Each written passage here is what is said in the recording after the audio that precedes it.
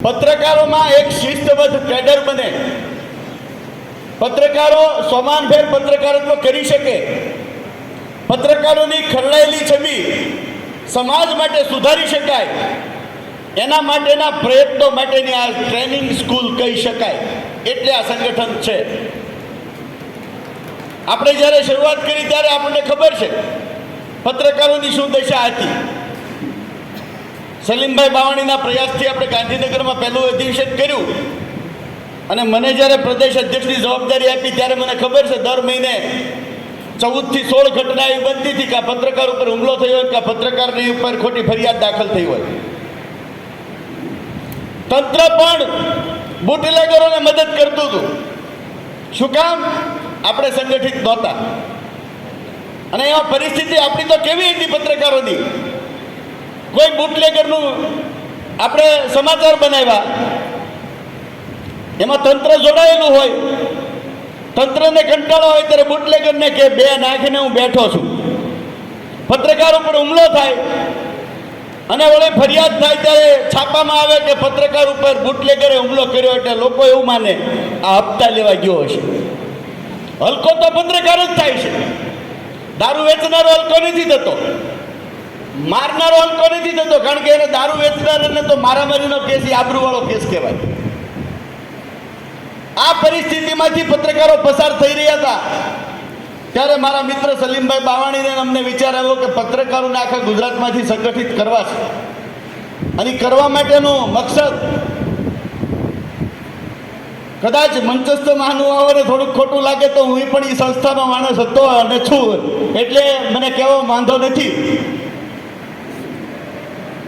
જે પત્રકારે ગુજરાતમાંથી ભાજપના શાસનને ગુજરાત મોડેલ તરીકે ચિતરીને દિલ્હીના શાસન સુધી પહોંચાડવાનું કામ કર્યું હોય એ જ પત્રકારોની અવદશા હોય નહીં, ખરેખર કઠણાઈ આપણી કહી શકાય. ભારતના તમામ રાજ્યોની પ્રમાણમાં સરકારી સુવિધામાં પત્રકારને ઓછામાં ઓછી સુવિધા અને વધુમાં વધુ અન્યાય હોય તો ગુજરાતમાં છે. આ સ્પષ્ટ કહેવામાં મને કોઈ વાંધો નથી, કારણ કે 25 વર્ષ પહેલા જે સુવિધાઓ મળતી હતી એમાંથી 7 સુવિધાઓ બંધ કરી દેવામાં આવી છે. નવું કંઈ નથી આપ્યું.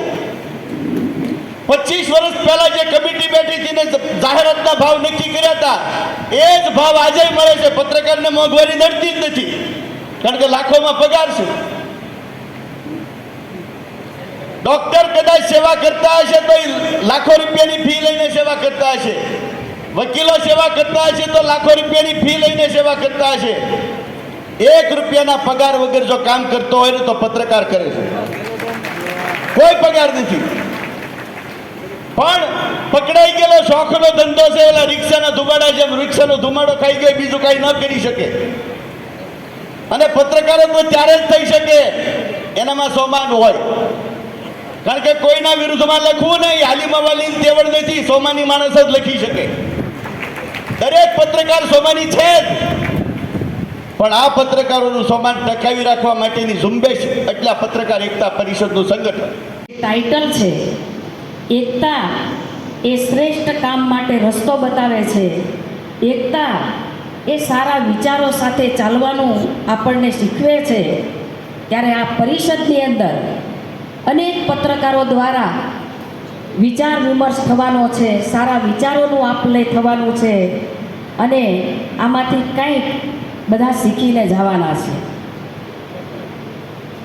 ગામડાનો શેરીનો સમસ્યા હોય કે પ્રદેશની સમસ્યા હોય કે રાજનીતિની અંદર ચાલતા અનેક સમસ્યાઓ એને ઉજાગર કરવાનું કામ એ પત્રકાર કરે છે. અને અહીંયા બિરાજમાન મારા પત્રકાર ભાઈઓ અને બહેનો, આપને મારા પ્રણામ અને જય માતાજી. ટૂંક જ સમયમાં મારી વાત પૂરી કરી દઉં. જ્યારે માનનીય પ્રમુખ શ્રી લાભુભાઈ મળવા આવ્યા હતા ત્યારે અન્ય ચર્ચા થઈ હતી, વાત થઈ હતી આપસીના સંગઠનને લઈને, પત્રકાર ભાઈઓ અને બહેનોને લઈને. ભાવનગરનો એક નાગરિક તરીકે ગર્વ પણ છે અને ખુશી પણ છે કે પ્રમુખશ્રીના નેતૃત્વ હેઠળ આ પત્રકાર ભાઈઓ અને બહેનોની એટલી મજબૂત ટીમ બની રહી છે કે આની નોંધ Guinness book of world record પણ લેવાનું છે. તો મારા વતીથી આપ સૌને અભિનંદન. અને આ એકતા જેમ આપે કીધું જિંદાબાદ, આ એકતા કાયમ માટે જળવાઈ રહે એ જ મહત્ત્વનું છે. અને એક નાગરિક તરીકે આપને એક વિનંતી છે કે ખાસ યાદ રાખજો કે you are the fourth pillar of democracy. જેટલું પાવર આપમાં છે એટલી જ આપની જવાબદારી પણ છે. ભાવનગર માટે, ભાવનગરના નગરજનોના અન્ય પ્રશ્નો માટે, આર્થિક પ્રશ્નો હોય, રોજગારના પ્રશ્નો હોય, આરોગ્ય સુવિધા અથવા શૈક્ષણિક સુવિધા, આ પ્રશ્નો પર ભાવનગરના નગરજનોને જાગૃત કરતા રહેજો. કારણ કે આજના યુવાનોમાં સોશિયલ મીડિયાને લઈને થોડી એમની જે મેમરી છે ઓછી થઈ ગઈ છે. જેટલા યુવાનો છે વધારે હેડલાઇન્સ વાંચે છે અને બાકીનો જે સંદેશ છે એ વાંચતા નથી. તો આપને તે વિનંતી છે કે ઇલેક્ટ્રોનિક મીડિયામાં, ડિજિટલ મીડિયામાં પણ આપનું વજન, આપનું પાવર એટલું જ વધારો. કારણ કે ભવિષ્ય એમાં છે. અને નાગરિક તરીકે અન્ય શહેરના, જિલ્લાના મુદ્દામાં જ્યાં પણ એક જાગૃત, જવાબદાર નાગરિક તરીકે હું મદદરૂપ થઈ શકું તો બસ આપને હુકુમ કરવાની જરૂર છે. ફરીવાર પ્રમુખ સાહેબ અને આખા સંગઠનને મને અહીંયા બોલાવવા માટે ખૂબ ખૂબ આભાર. મારા નમસ્કાર અને જય માતાજી.